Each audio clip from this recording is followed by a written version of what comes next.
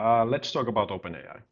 So, unless you've been under a rock, you probably have read about this whole chaos at the company that is like effectively the hottest company at the moment in the world. OpenAI, which is creating these AI models that you can use and build products and capabilities on top of. The situation as it is at this point on Monday evening, um, the board of the company uh, pretty much, well, they fired the CEO, Sam Altman, with like 15 minutes of warning.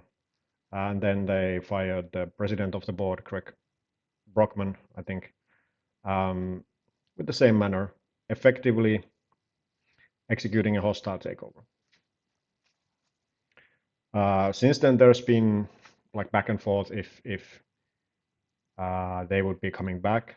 There was rumors, there was some like images circulating in the Twitter or X spheres that at least Sam Altman, the CEO, was at the OpenAI offices, possibly talking about him going back and so forth.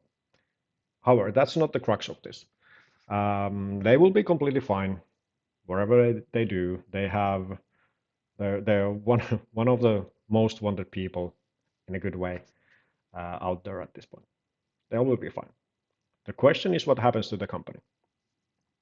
As of this moment, the current rumor is that around 700 of the 770 people that OpenAI employees have given their like resignation ultimatums.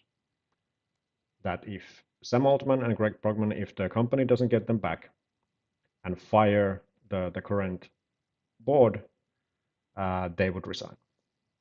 Like what, 95% of you people. 90. Well, whatever. Yeah. Currently, although it looks like that's not going to happen, the board has already assigned or hired a new CEO, and as it turns out, Sam Altman and Greg Brockman, they are going to Microsoft. Microsoft has given their effectively a blank check, build cool AI stuff for us, and they have accepted.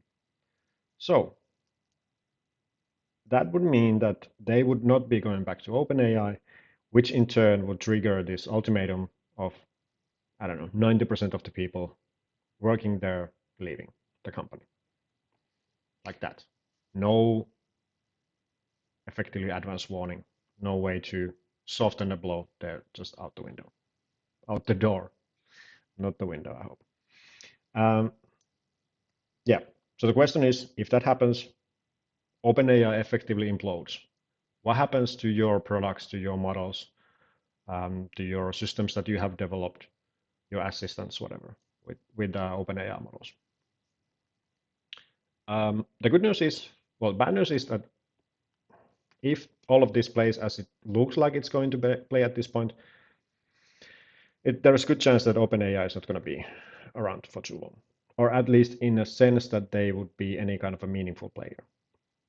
So you would be better served to move your stuff somewhere else. Maybe. This is a distinct possibility, and thus it means that it is a good practice to at least have your backup plans of if this happens, then what next? Effectively, you have two options. Microsoft, who is a partner for OpenAI, they already have the access to the full models that OpenAI has, GPT 3.5 and 4. I think they have 4 as well. They should. And they are offering those through as an Azure product. So they're like data center in the cloud product.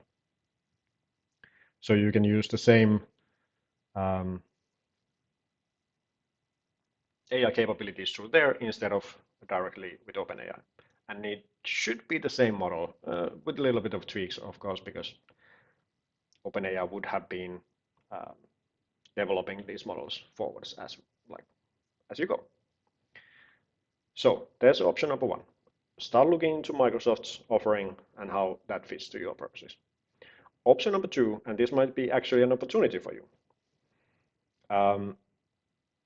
Look into custom models, say like Mistral 7B, if it's enough for your use cases. Because those, you can effectively run those cheaper and faster, where compared to like running full-on GPT-4 against some somewhat simple tasks that simpler and faster models could achieve. This could give you speed benefits, cost benefits, and so forth. So start looking into those. Two things. Look into Microsoft's offering. That's probably going to be your best bet, considering that if Sam Altman and Greg Brockman are going to be there, they're going to be continuing whatever OpenAI was building anyways. So at least look into it. If it might not be something that you can or will use today, it could be something that you will be using tomorrow. And then start looking into your own models. You might have to do some, well, not own models, but models for your own specific purpose that you can fine tune out of these open source models.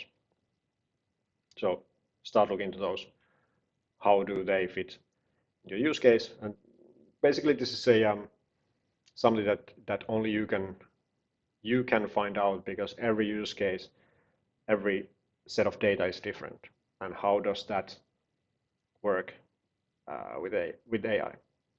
Do you get the same results that you're expecting, same accuracy? Obviously, there are ways that you can do to optimize the accuracy of these models, but you still need to try it out and find out. All right.